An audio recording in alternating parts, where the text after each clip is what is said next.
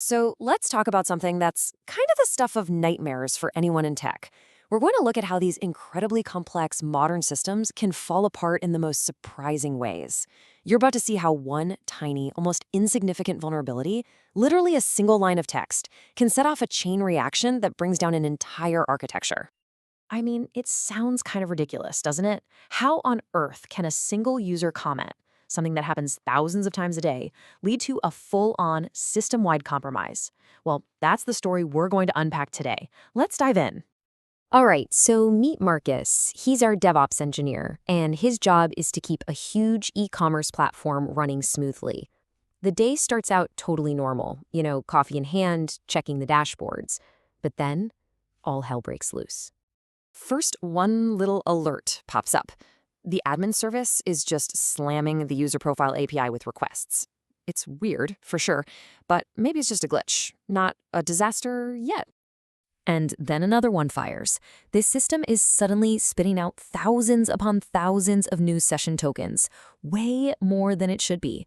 Okay, something is definitely wrong now. And this is where the cold sweat starts. The payment gateway starts screaming about unauthorized transaction attempts. We're not talking about system errors anymore. We're talking about real money and real customers. And finally, the knockout punch. The email service is firing off password resets in massive batches.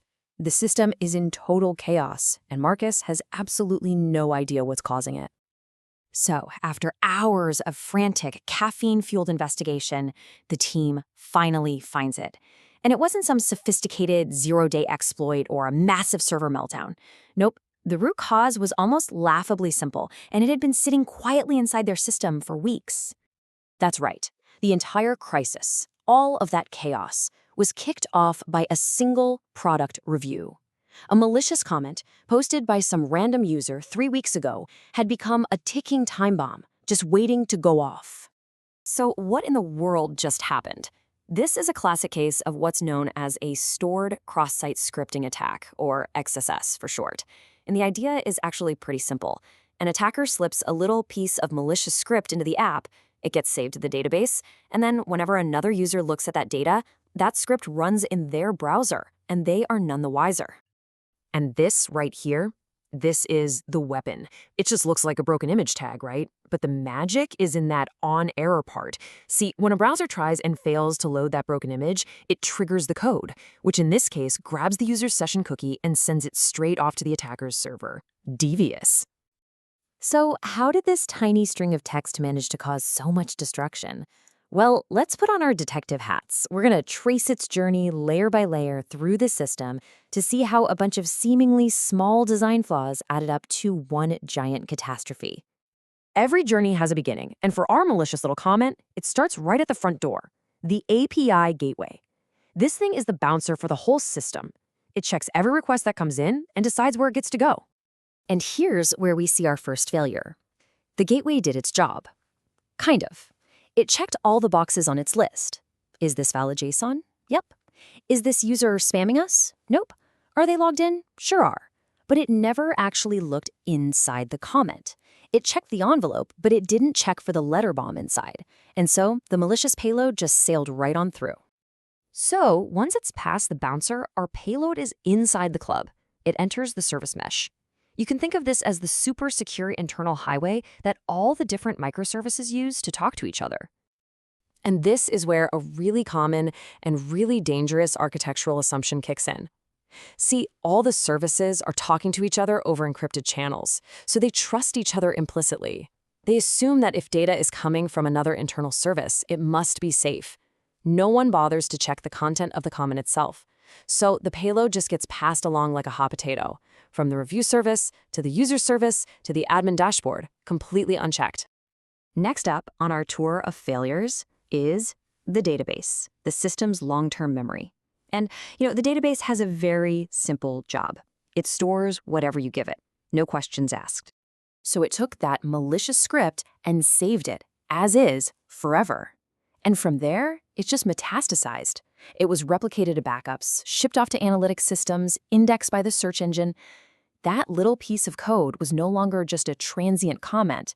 It was now a permanent, cancerous part of the entire system state, just waiting to be served up to unsuspecting users.